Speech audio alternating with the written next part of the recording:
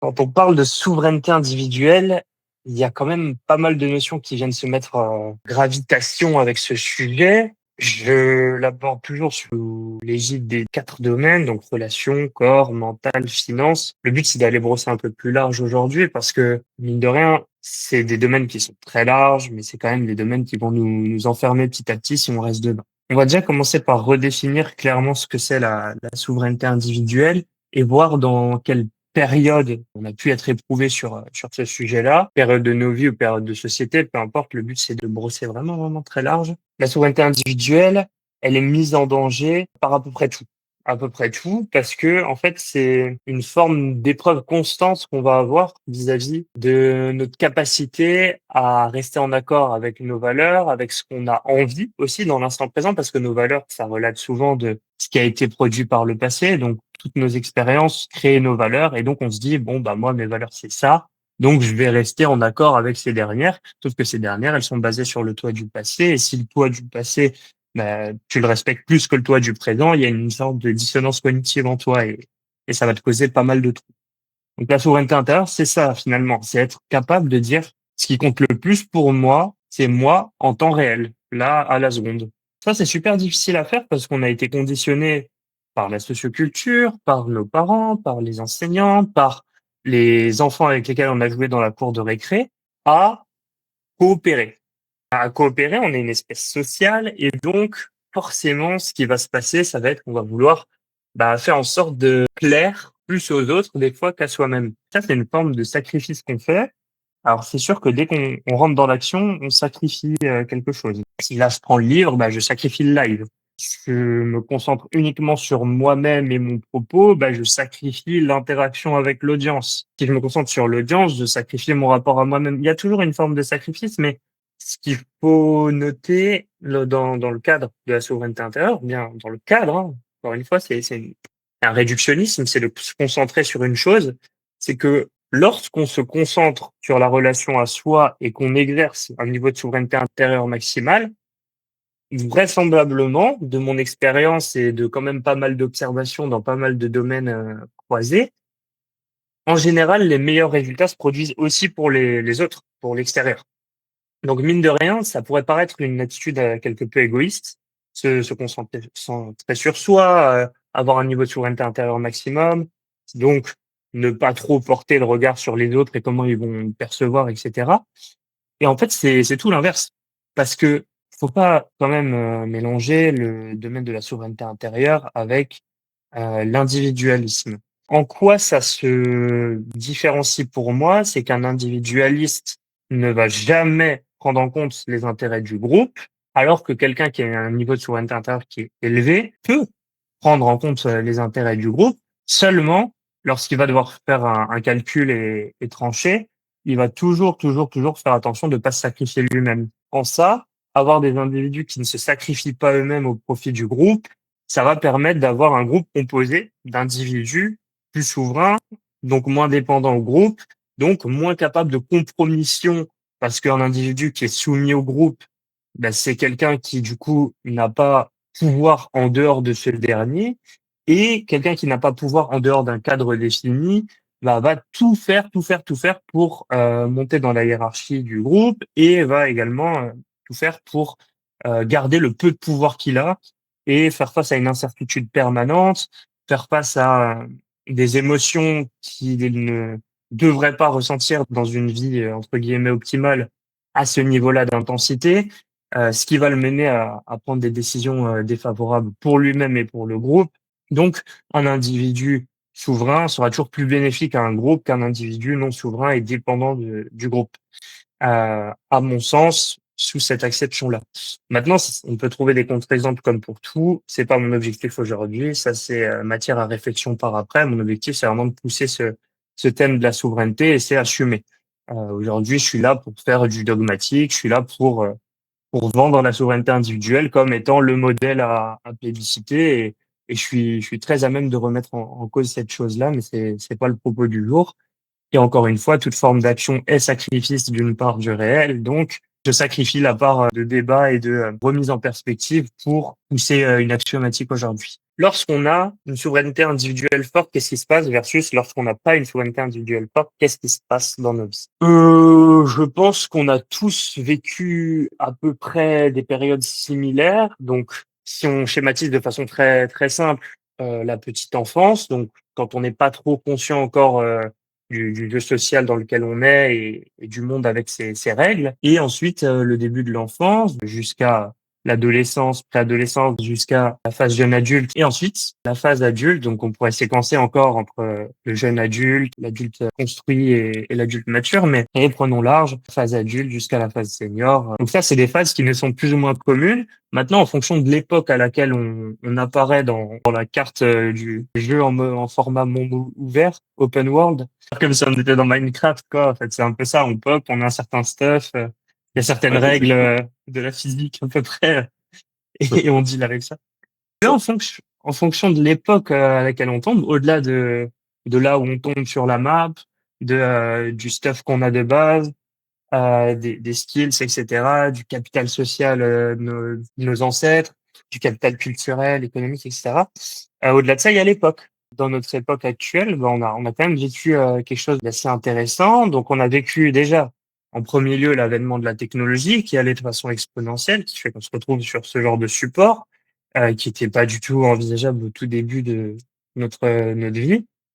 C'est quelque chose qu'on a intégré petit à petit à notre quotidien. Donc ça, déjà, en termes de souveraineté individuelle, il y a un vrai sujet, j'en parlerai juste après. Ensuite, on a vécu, on va tourner autour du pot, hein, la phase de pandémie, la phase de privation de liberté excessive, donc sans valence. Hein. Là, le but, c'est pas de faire du complotisme versus bien-pensance. Le but, c'est juste de parler des impacts concrets que ça a sur une psychologie humaine en fonction de si on est souverain ou non souverain simplement. Et ensuite, ce qu'on est en train de vivre là, donc hypermondialisation, enfin, c'est déjà en cours depuis un moment, hein, hypermondialisation, ouverture vers l'intelligence artificielle, les questions de bioingénierie, de robotisation de l'humain, les questions de numérisation de notre identité, de notre argent, disparition de la monnaie fiduciaire, etc. Toutes ces questions-là qui vont poser beaucoup de questions pour notre avenir et nos enfants. Si on se base vraiment sur le tout début là, du développement des technologies, etc. On était donc en général enfant ou petite enfance, enfin bref, en fonction de qui on s'adresse. On était entre la petite enfance et l'adolescence quand ça a commencé à vraiment évoluer. Grandir dans un monde comme ça qui va beaucoup plus vite que ce que notre cerveau a capacité à ingérer, ça a quand même modifié quelque peu la structure de notre pensée, la structure de notre créativité, etc. Et demander comme ça à des êtres qui sont en construction de s'adapter plus vite que ce qu'ils n'ont la capacité de faire, ça injecte quelque part dans la psyché de l'être en développement le fait que c'est pas lui le référentiel. Le référentiel, c'est ce qui se passe autour de lui. Donc ce mouvement colossal qui est en train de se produire, il vaut mieux qu'il se cale sur ce référentiel-là que sur le sien. Qu'est-ce que ça va créer comme problématique? Donc on se doute bien, hein, quelqu'un qui est en phase de développement, et ça peut durer jusqu'à très tard, n'a pas son niveau de souveraineté individuelle maximale et donc plus dans les inconvénients que les avantages de cette thématique. Donc on va pas parler des avantages pour cette portion, évidemment. La personne qui est prise dans ce flow va assez naturellement avoir une sorte de perdition de sens, une identité qui se construit mal, étant donné que s'il n'est pas le référentiel de sa propre vie et qu'il doit en permanence jauger si ce qu'il est en correspondance avec ce qui se passe et ce qui se passe est en train d'évoluer à une vitesse qu'il ne peut pas mesurer et à laquelle il ne peut pas s'adapter, assez naturellement, le socle intérieur se construit mal.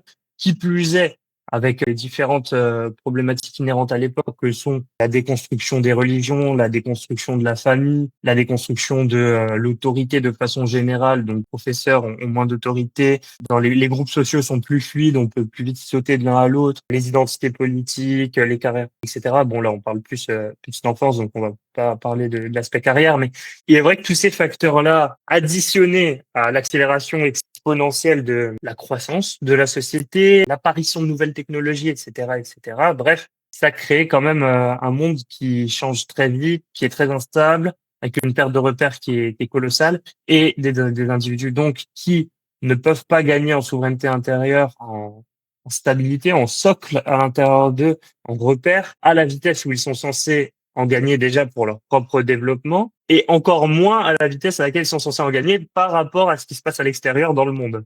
Donc, on a un double impact sur les individus, quoi, qui est qu'ils ne peuvent pas se développer à leur juste vitesse par rapport à ce que ça a toujours été, à ce que simplement à tel âge on atteigne tel niveau de maturité. Donc, les individus se développent moins vite. Et en plus, la société demande d'être mature plus tôt.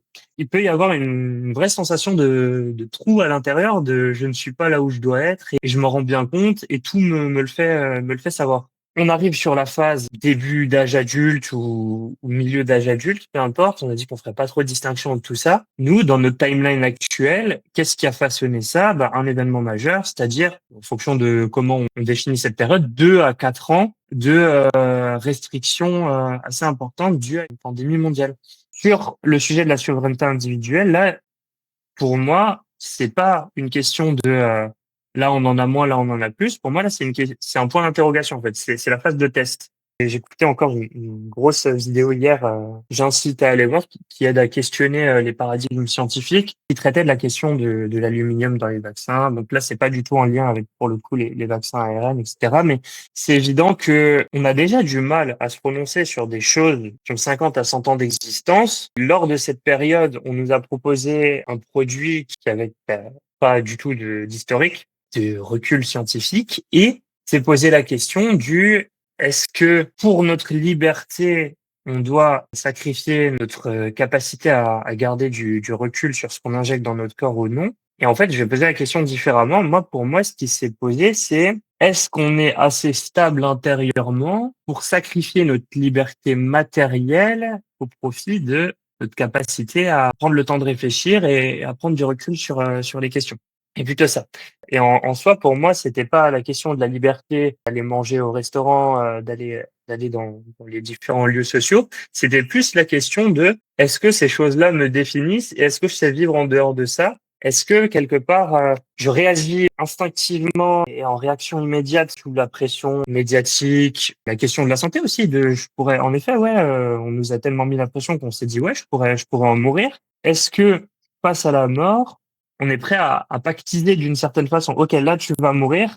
Est-ce que si on te donne la vie éternelle, tu signes en bas du contrat? En gros, c'est un peu cette question-là qui était en sous-jacence pour moi. N'importe quel individu normalement constitué dirait bah oui, peu importe s'il y a sous le contrat, ça me permet de vivre un peu plus longtemps. Tout le monde s'accroche à la vie. Sauf que la vie dans quelles conditions? Et là, je ne propose pas une narration qui dit que la vie est dégradée à partir du moment où on a signé le contrat de se faire vacciner.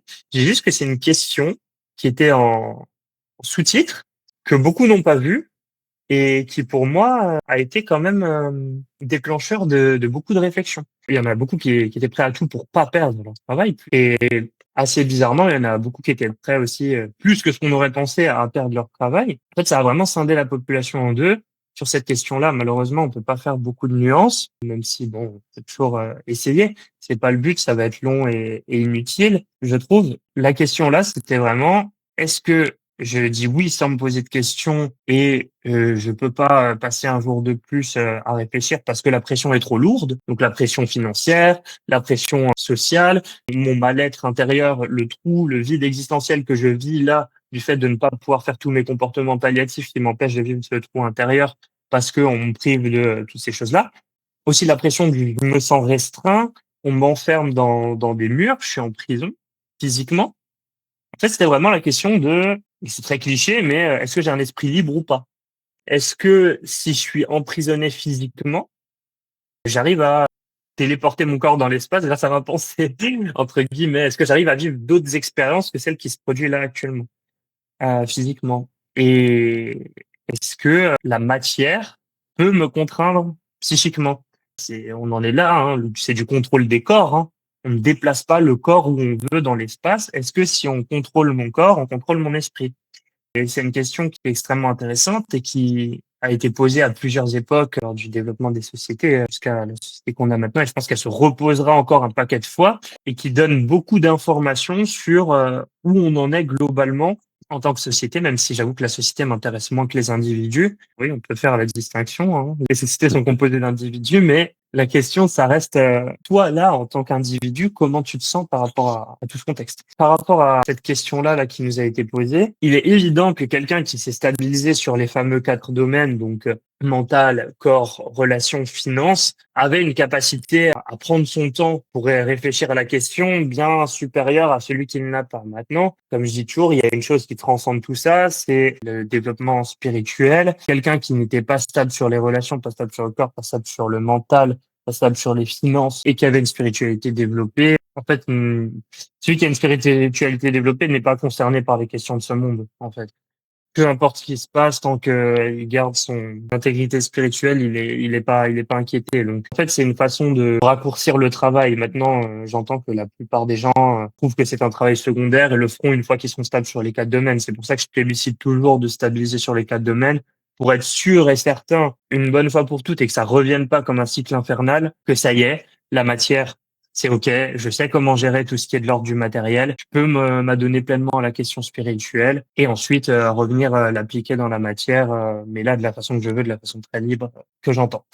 Il est certain que ça a été une phase de test compliquée parce que quand on avait une seule source de revenus et qu'elle disparaissait et qu'on n'avait pas de magot de côté, on se demandait comment on allait vivre. Alors que, à ce que je sache, c'est de ma propre expérience. Il y a peut-être des maigres cas pour me contredire, mais personne n'est mort de faim pendant cette période. On est encore en vie. Par contre, est-ce qu'on a, et là, je parle pas encore une fois j'ai pas fait d'études sur le sujet, je suis pas expert de la question, je parle pas de est-ce qu'on a injecté une substance bizarre en nous ou pas. Je parle juste de est-ce que on a pas trahi, c'est pas le mot, mais est-ce qu'on a perçu la question sous-jacente et est-ce que on a envoyé le bon message à notre cerveau? Face à l'épreuve, face à Satan, Satan qui est étymologiquement le tentateur, l'accusateur, est-ce que face à Satan, nous avons réagi en tant que Dieu ou en tant que possédé par l'extérieur? Donc là, c'est des métaphores. Faut pas commencer à rentrer dans un jeu où on voit le mal partout, où on va voir des entités démoniaques qui nous possèdent, etc. Tout ça, c'est des métaphores. C'est juste qu'en fait, quand on le dit, ça ouvre un imaginaire collectif. Cet imaginaire collectif, il introjette des images dans notre psyché, et là, tout de suite, on se rend compte de l'importance de la situation. On se rend compte que la majorité des choses qui se passent dans notre vie, c'est une question qui nous est posée et nous qui répondons d'un certain espace ou d'un autre. Moi, j'aime bien le dissocier en deux choses, le vide de soi ou le plein de soi. Si je suis plein de moi, j'en ai à peu près rien à faire de ce qui se passe à l'extérieur et je m'adapterai aux conditions selon ce qui me plaît le plus. Si je suis vide de moi, en effet, si on m'enlève ce qu'il y a à l'extérieur, il y a le trou et donc c'est pas très agréable et donc je vais essayer de me remplir, me remplir. Et c'est deux logiques de vie qui sont totalement opposées, qui mènent à des choix totalement opposés, qui mènent à carrément une chimie cérébrale totalement différente, une vision du monde, une expérience de la réalité qui n'a rien à voir. Et ce travail-là, comment il se fait? Comment on fait pour passer d'un vide de soi à un plein de soi?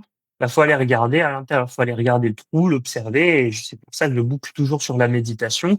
Plus on observe le trou, plus d'un coup, on se rend compte qu'en fait, il est absent parce que à partir du moment où on observe le trou, il y a quelque chose qui observe. Et cette chose qui observe, mais c'est le tout. Et il y a plus besoin, d'un coup, le trou disparaît. À partir du moment où on capte ce truc, d'un coup, il y a plus besoin de se poser la question, en fait. On est là. Et on est à l'aise avec cette présence. Et on se rend compte que cette présence est bel et bien vide. Elle est solitaire, mais à la fois, elle est toujours là. Elle est éternelle. Comme dit cette phrase-là que j'aime énormément, là, que je vais en profiter pour la ressortir. Et c'est le shift mental qui vraiment peut changer la perception du monde en un claquement de doigts si on arrive à y accéder. C'est toujours ça la question, hein. Il y a des choses qui marchent très vite mais qui prennent du temps pour arriver. Quand vous dites qu'un enfant est né, c'est le début du temps. C'est la naissance du temps et non pas de l'enfant. Parce que le temps est dépendant de la perception. La perception est multiple. Il y a autant de perceptions qu'il y a d'individus. Ça, c'est une évidence. Donc, on donne le temps pour se coordonner sur nos perceptions. Mais ça, encore une fois, c'est prendre un référentiel extérieur. Si on a un référentiel intérieur qui est suffisant, si on s'écoute en temps réel, alors oui, quand on est au niveau 1 de l'évolution personnelle, s'écouter en temps réel, c'est foncer sur les péchés, foncer sur la gourmandise, foncer sur tout ça. Donc oui, il y a d'abord un travail dans la matière à imprimer. C'est bien pour ça que je plébiscite de travailler sur ces 4 domaines-là dans un premier temps. Mais quand on a transcendé tout ça et qu'on n'y est plus attaché, s'écouter, c'est être avec soi-même. Et la seule chose qui est quand on laisse tout tomber, c'est-à-dire la conscience. La conscience qui perçoit, qui voit. Donc pour finir sur une ouverture assez intéressante sur la souveraineté intérieure, lorsqu'on a fait le test une fois, on a deux options derrière. Donc non, on a deux options. C'est j'ai réussi le test ou je l'ai échoué. J'ai cédé à la pression extérieure ou je n'y ai pas cédé. Et de là se passent plusieurs cas. Donc quand on n'a pas cédé, bah, on peut rentrer dans un ego qui va grossir de je suis celui qui n'a pas cédé, c'est le constituant majeur de ma personnalité et je vais en faire toute une lutte, tout un combat, etc. Ou juste bah, être dans quelque chose de très simple, c'est-à-dire rester en accord avec moi-même, point, voilà. Et on va pas le créer sur tous les toits et ça devient pas notre cheval de bataille principal et on continue à vivre normalement, quoi. Donc là, encore une fois, il y a une mini scission là dans ces deux cas.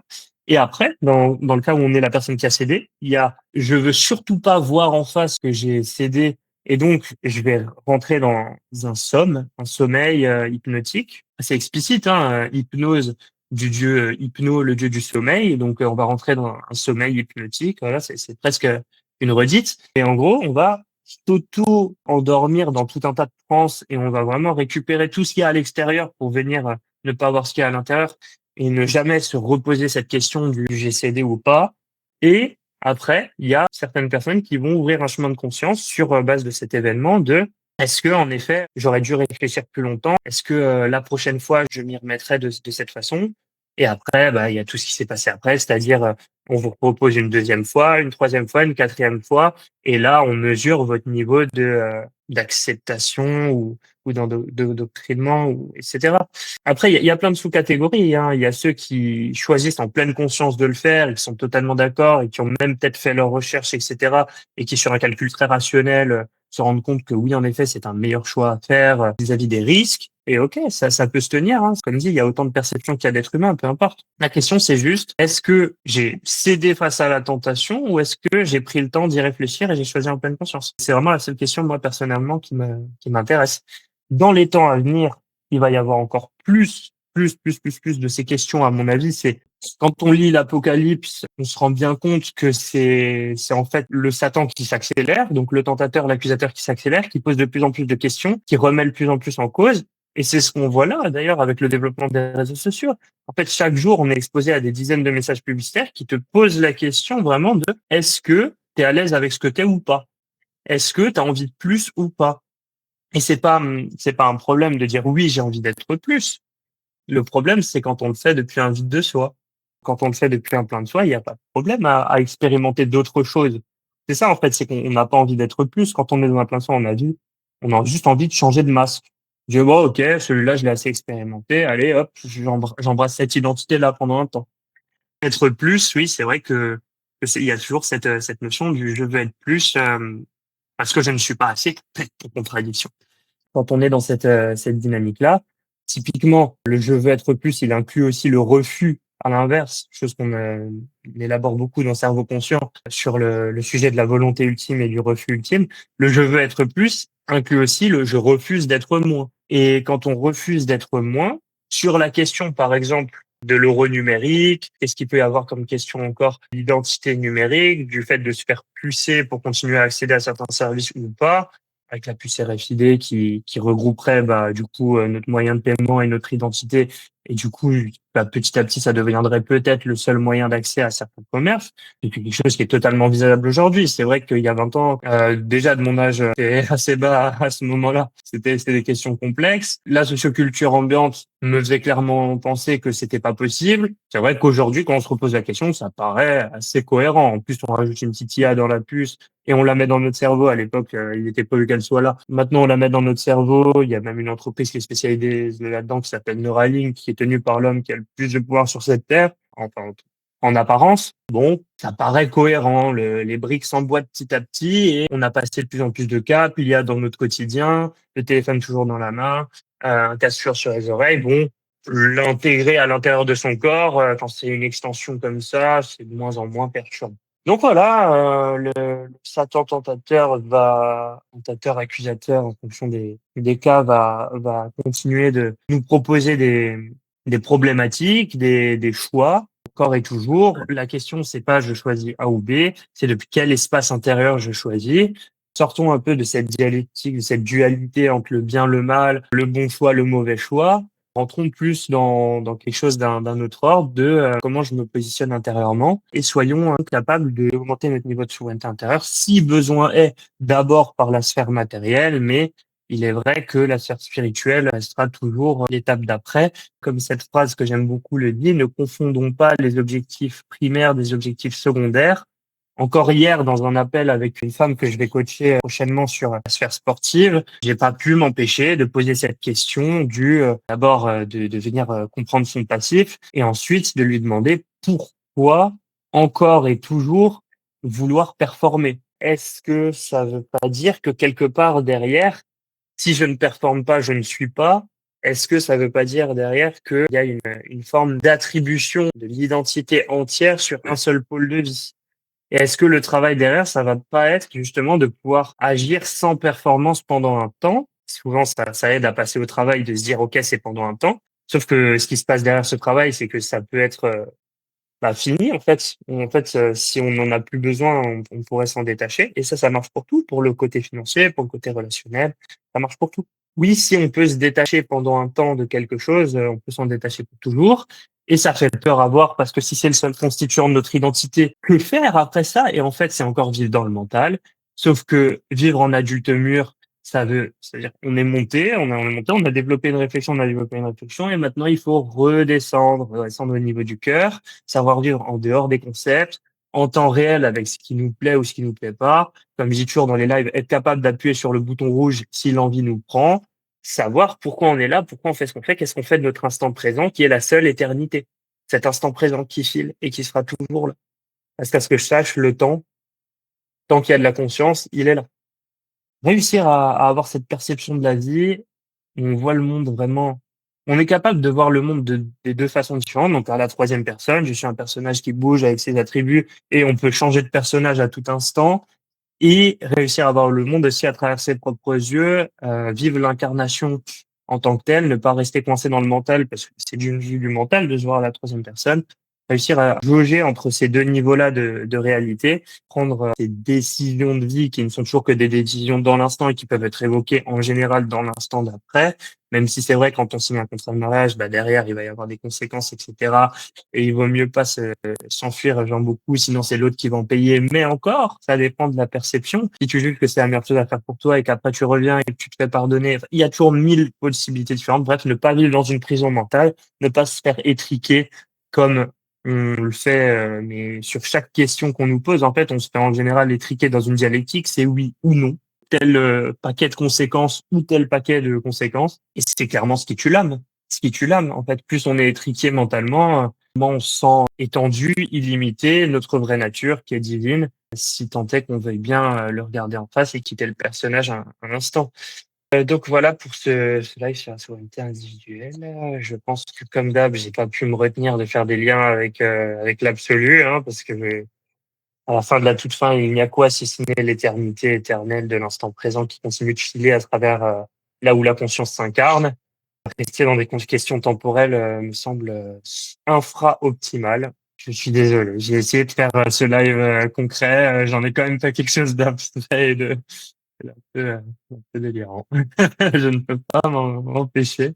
Et en même temps, Bah, c'est un désolé d'usage, hein. Je suis pas désolé. Je suis en réalité.